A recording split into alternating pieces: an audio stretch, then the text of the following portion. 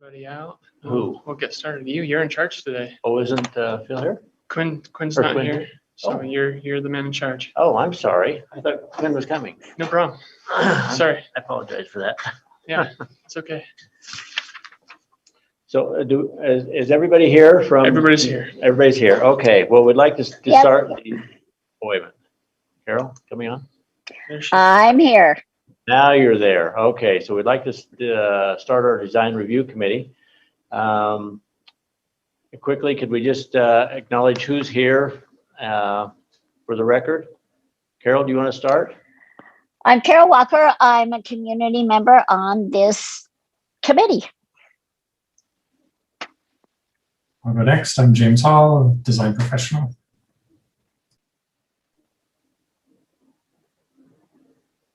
My name is Shawn Poor. I'm with Brighton Homes. Come on. And George Bills with design review. That Bill just came on. Yeah, Phil, are you there? See your name.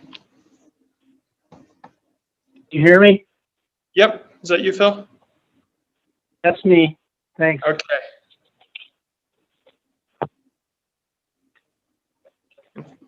Phil's with the design review committee as well. And I'm Aaron Ardmore. I'm the planning staff member. Okay. Do we have the people here representing the project? Or? Yeah, so that's Shawn Poor. He's representing the project. Let me just read in the item. Okay. So Shawn Poor, item 1, on behalf of Brighton Development, requests design review approval for 173 condo units located at approximately 2300 North University Ave in the ITOD zone in the Carterville neighborhood. So he's also going through a project plan review. It's going to hit the Planning Commission next week. This review today is just for the architectural review and the landscape review. Just to orient you where this project will be going, it's up here in off University Parkway in 2300 North. This portion of the project is highlighted here where the Cafe Rio used to be located. And we can jump through. I've got all the slides here for the elevations, the materials, and the landscaping plan that I can just run through as you see fit. So just let me know when you want me to change slides, and I'm happy to do that. But George, if you want to take it away, or if you want to turn to the applicant. Yeah, let's turn to the applicant. Shawn, are you there? Yeah, I'm here. Before we do that, George, can you read the chair statement? Oh, Sorry. do we need to read that in? I forgot that. Okay, well, without my glasses, here we go. In accordance with Utah Open and Public Meeting Act, I have determined that conducting meetings of the Provo City Design Review with an anchor location such as the council chambers presents a substantial risk to the health and safety of those who may be present there.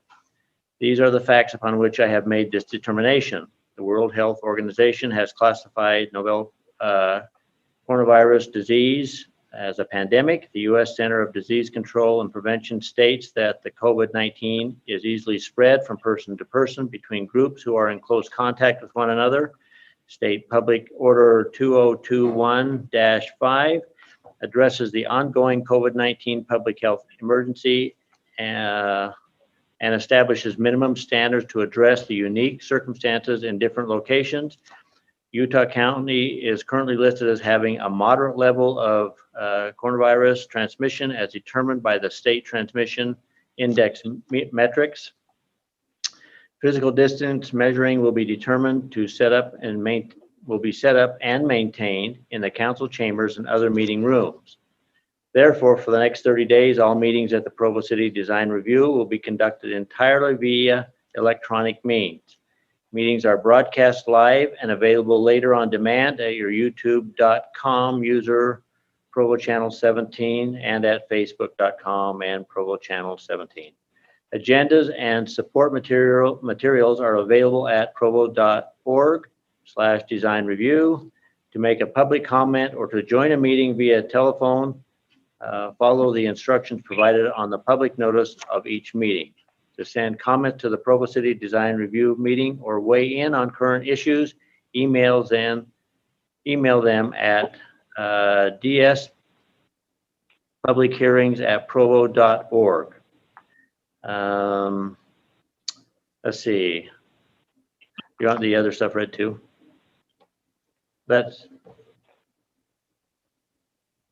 No, I think that's Is good. that good? Yeah. Okay.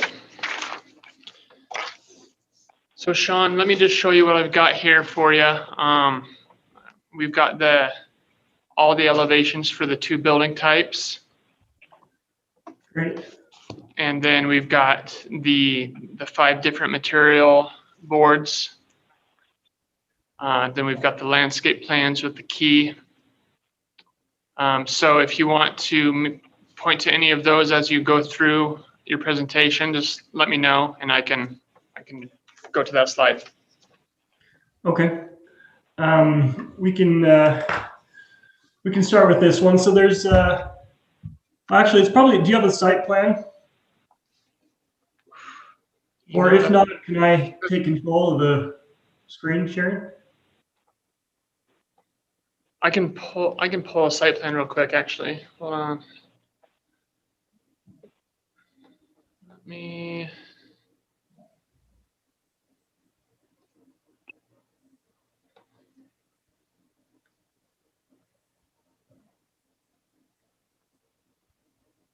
Try to find one for you. Sorry, that's the one thing I didn't put in the slideshow. That's all right.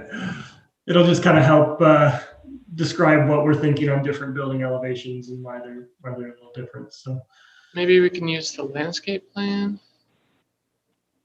Could that work? yeah, we can do this. That's fine. So this is kind of just the northern portion of the project, and so. As most of you probably know, this is part of the Mix at River's Edge overall project. This is just one portion of it. We've divided it into thirds, basically a commercial component, for rent apartment, and then a for sale condo component. And so this is the for sale condo component. And so within this site, we've got 2 different product types and 7 different unit types that we've got here. The ones on the far left that face into the commercial project is what we're calling product 2. And so they face into the commercial project and they also face out to the east. We tried to orient to the Provo River and the golf course on that east side to take advantage of those mountain views and the views of the golf course as well. And we've actually been working with BYU pretty closely on that connection on the visual connection between their drive aisle there and our units. And we'll be undergrounding those power lines there and bringing our site up to be closer to the level of their sites to really take advantage of those views. And then the product type in the center portion is our 3-story interlocking units.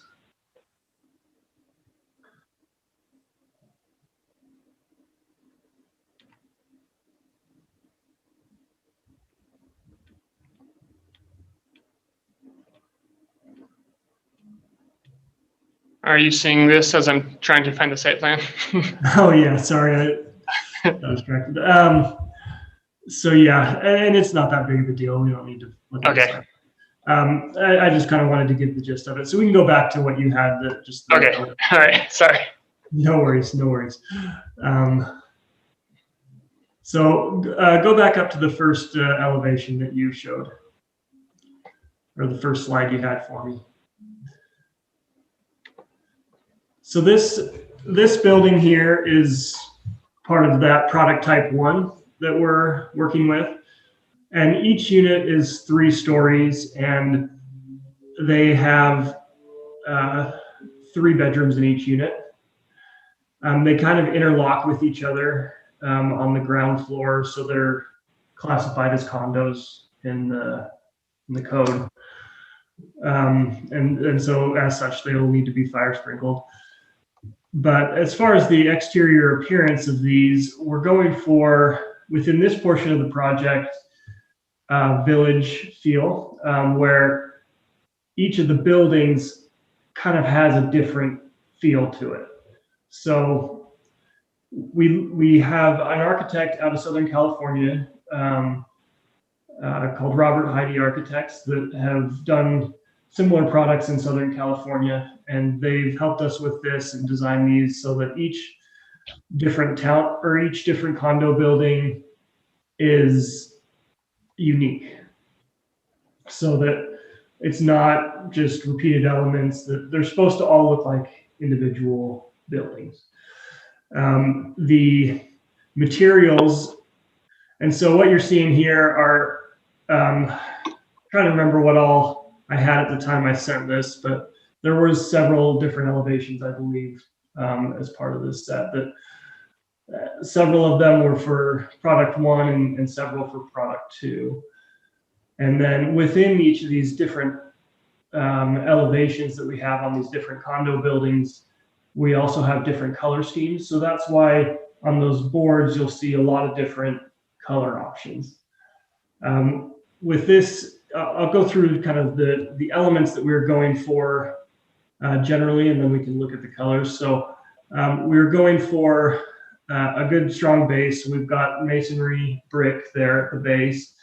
And then some of the buildings will have a band of stucco and then a band of board and batten above that.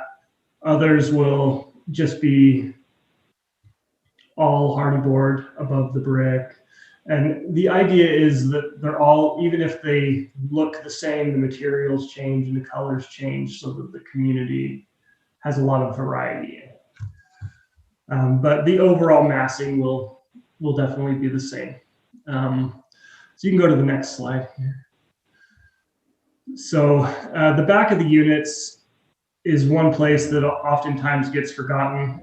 It's an alleyway, and it's, if you're going to spend money, you usually spend it on the front. We felt like this architect did a pretty good job making the back of these units look nice, so that it's not entirely like a flat wall. There's different overhangs and relief to the facade, so that when you're in these alleyways, it's not a blank wall. And the idea is that a lot of these people, they come and go and they live out of their garages. So, you know, if their kids are riding their bikes, they're actually hanging out in the alleyway and try and make the alleyway so it's not as stark as they end up being sometimes. The end of the units, they have a different variety depending on where they're at.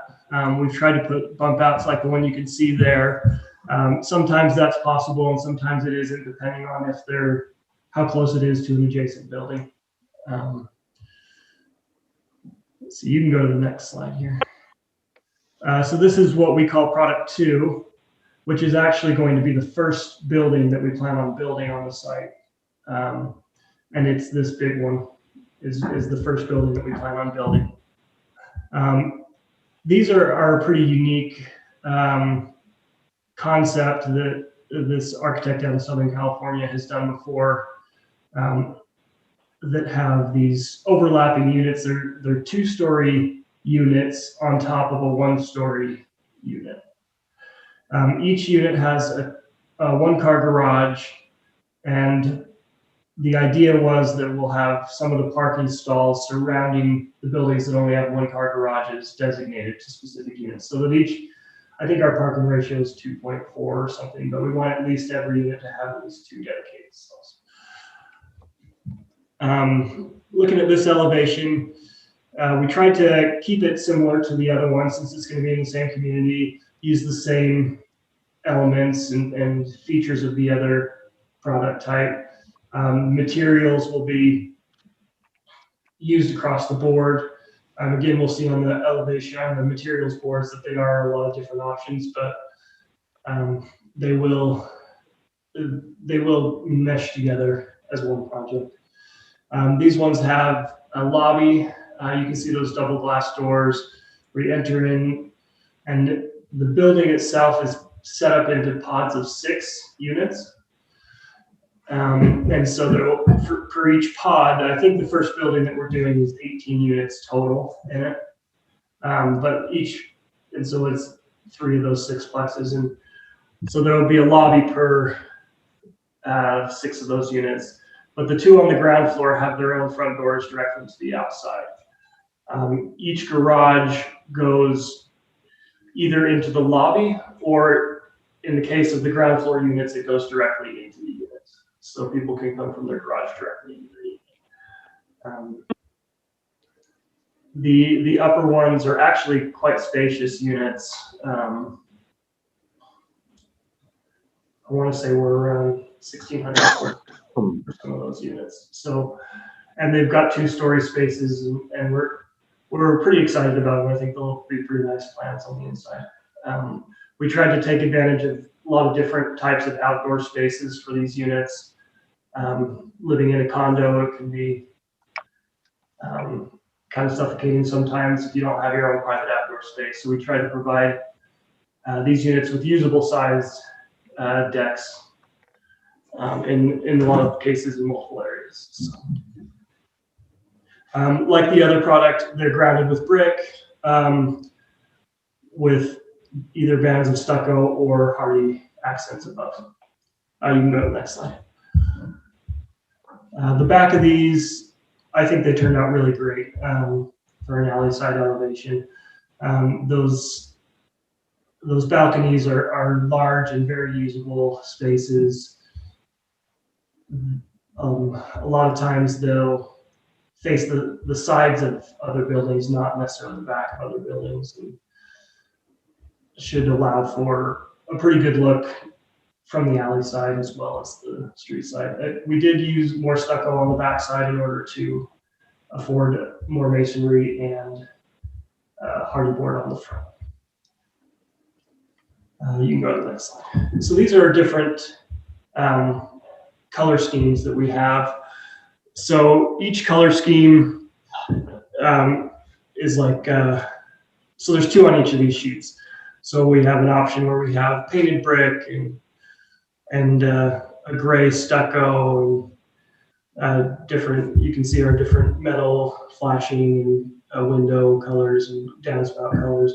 And we've carefully come up with different color schemes that we've seen in communities before together that complement each other really well, and differentiate the different units so that when you walk into your home, you can tell that it's a different building than the one next door, and there's a little more individuality to the units that way. And you can go to the next slide. Yeah, and then this is a couple other different schemes. So the painted brick is pretty popular right now, but we've tried to incorporate unpainted and painted, and within the painted to do some different colors as well. And then this is the last one here. So yeah, at the moment we have 5 different color schemes that we'll be alternating between throughout the project, so that when you drive through the project, you kind of get that variety and village feel.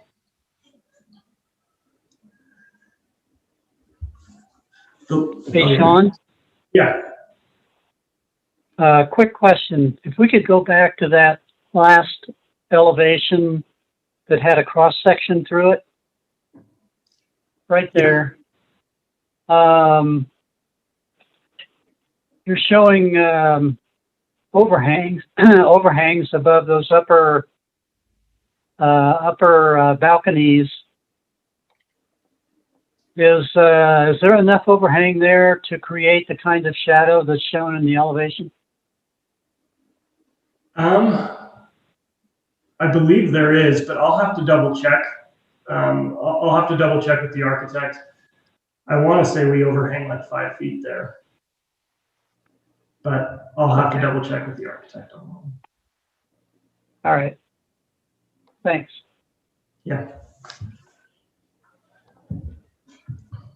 Yeah, so we should overhang enough to overhang the apron, but not so that we're within the asphalt area.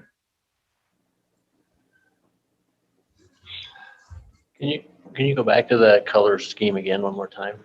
Which one? One before that one.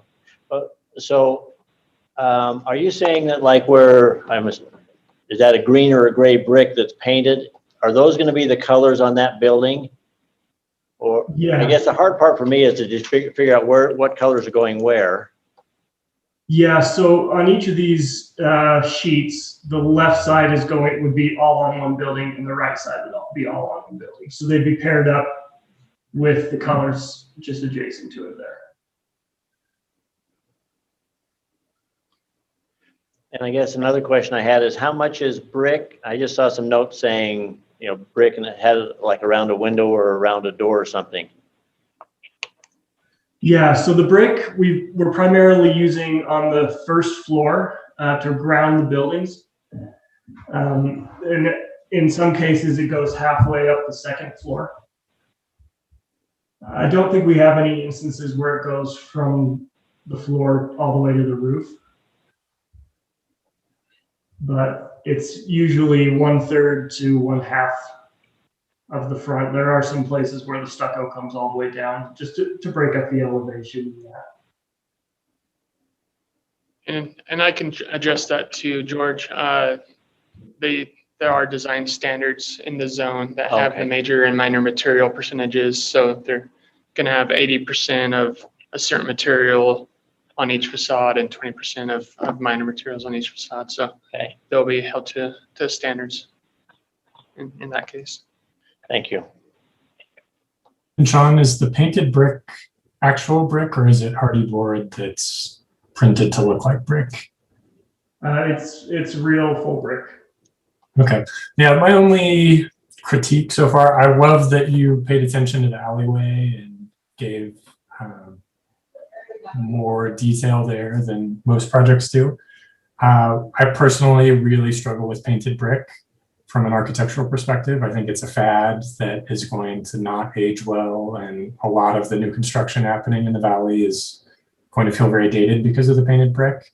I don't think I feel strongly enough about it to say that we should make you change that, but to pay for the material of brick, which is a beautiful material and weathers nicely, and then to immediately paint it feels somewhat inappropriate to me, versus finding a brick palette that could work nicely with each of the color schemes and still have some variation that makes them distinct. I like that concept as well.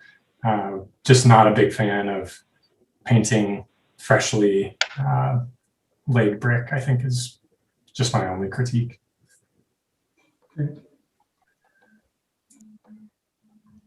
Yeah, that we've had that discussion within our office a lot. James, are you an architect? I studied and worked as an architect, but I don't practice as an architect today. Okay, yeah. So we've had this discussion with our architect many times and trying to figure out, because that is the initial thought that we've had too. You know, I mean, we're paying for the full brick and then painting it.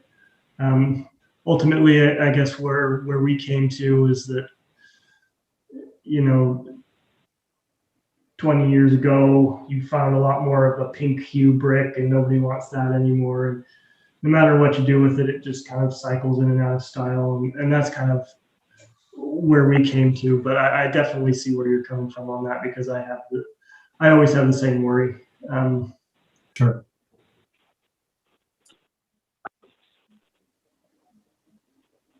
Other questions from the committee? No, Yep. this is Carol, this is Carol, but I do like the variety. I like the different textures and elevations and all of that. I think you've done a really good job with that. Thank you. Did we have a landscape plan to look at, or? Yeah, this is Phil. I side with James on the painting of the brick. Really hadn't considered, I guess, until he mentioned it. Anyway, I have a couple of landscape related questions. Do you know, Shawn, the on-site drainage of the parking lots and so on, are they going into dry wells, or how's that being handled? We drain into the Provo River. Our storm drain does. Is that what you're asking? That's what I'm asking, yeah. So you've got an underground storm sewer that goes straight to the river. Yes. Okay. Okay. So hopefully nobody runs anything nasty down that sewer, right? Yeah. And I think there is some separator or something like that that's supposed to kind of help with that. But yeah. Phil, were you Okay. wondering if there was any swales or anything in the landscaping treatment? No, not necessarily. I really don't think there's room. Yeah. I'm a proponent of, dry swales and that kind of thing, but all these spaces are pretty chopped up and pretty small. So I don't know if that's feasible. Right. Okay. Shawn, I do have another couple of questions on the landscape sheets. Yeah. Can we zoom in there, Aaron, on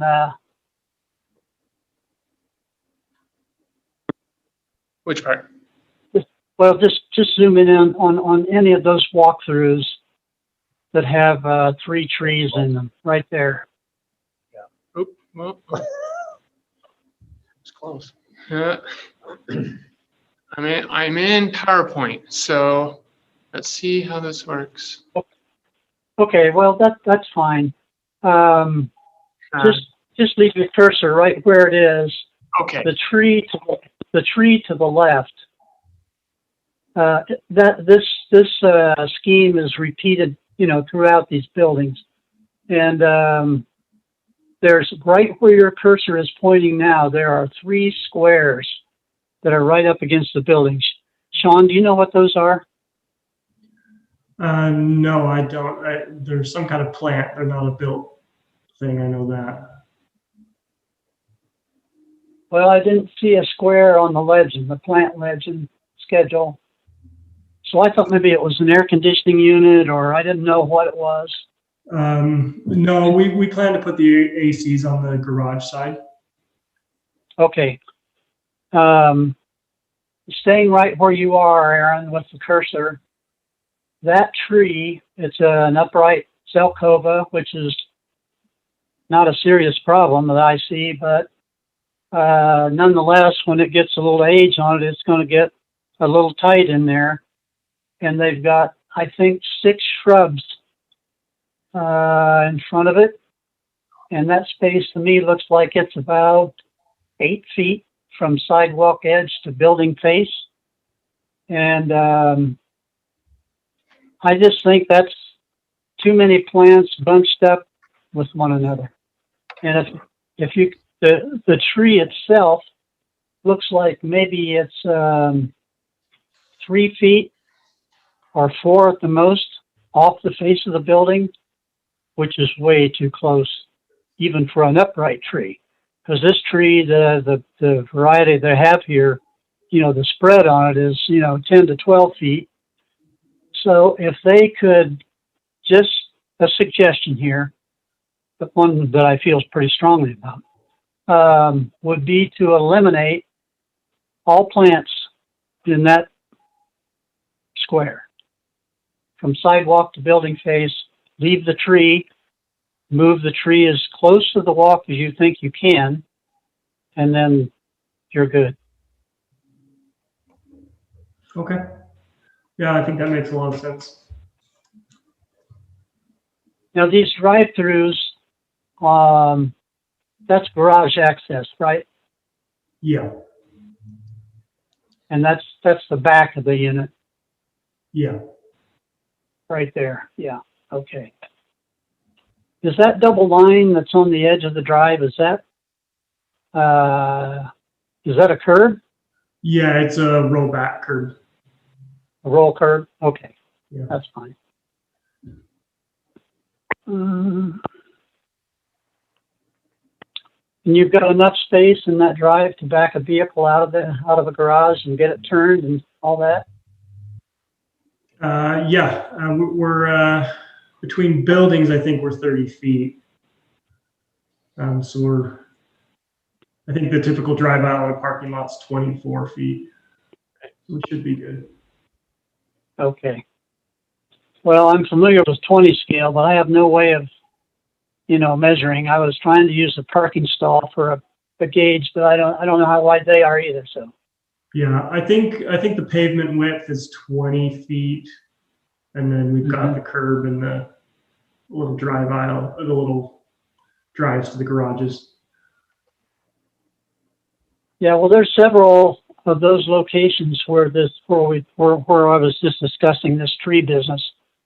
So if they could take a closer look at that, I'm talking about your landscape architect, Okay. and wherever those occur, I think it'd be better if that tree were freed up a little bit, quite a bit, as a matter of fact. Okay. Yeah. No, I think that makes a lot of sense. And I think when you stated at the outset, Shawn, that the buildings were going to be different, I was thinking maybe different in that other than color and material, but they're all going to be the same roof, pitch and all that looks similar to me, correct? Yeah, so they will have the same roof pitch, but each building type will also be different. So, for example, a building with 8 condo units in it will look differently from the exterior than a building with 6 condo units. It won't look like you just lopped off a couple units. It'll have a different thought through exterior. Rear elevation is facing which direction? Depends on what part of the site you're on. Depends on which building it is. Yeah, it depends on which building it is. So in the case where there is a part where we have several different 8-plexes, 8 unit condo buildings next to each other, they will have the same, they will just be differentiated by material and color. Building types, though, I think we have 7 or 8 within the project.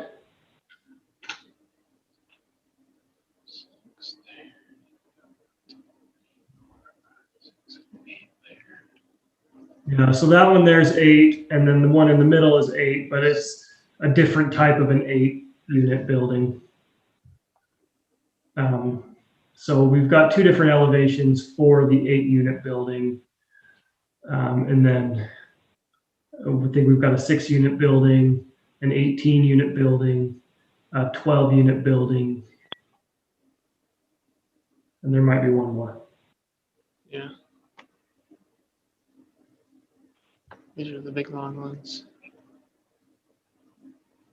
Yeah, the big long elevation that you showed a minute ago reminds me of a national park lodge.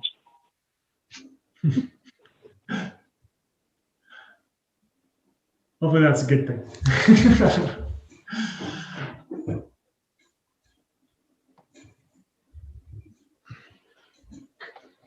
Any other questions from design review? Have we had any neighborhood input? No, there's been some comments on Open City Hall, but they have more to do with the project plan than architecture. All right. I have showed the project to the neighborhood, at least the neighborhood chair. We did have a meeting. Not many people showed up, but I did show it to the neighborhood a while back. Okay, thank you. Any other comments then from design review, or would you like to Nothing from me. discuss anything amongst ourselves, or would someone like to make a motion? Did we just lose Carol? I think Carol just dropped. I can motion to approve with the recommendations. You want to hang on just a second? I think we lost some. No, is there anyone from the public? No public comments at this time. Give 30 seconds. Okay.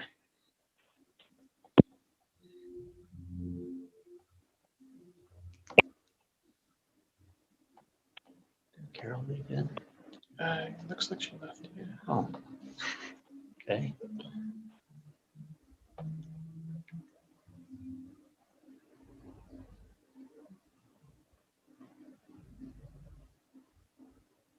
There's 30 minutes were up. No public comments. Okay, would you like to go ahead and make your motion then? Sure. I motion to approve with recommendations on the landscaping comments that Phil made.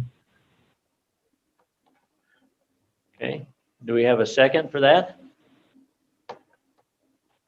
I would second it. I would second that, but I didn't hear very clearly about the comment on the landscape part of the first motion.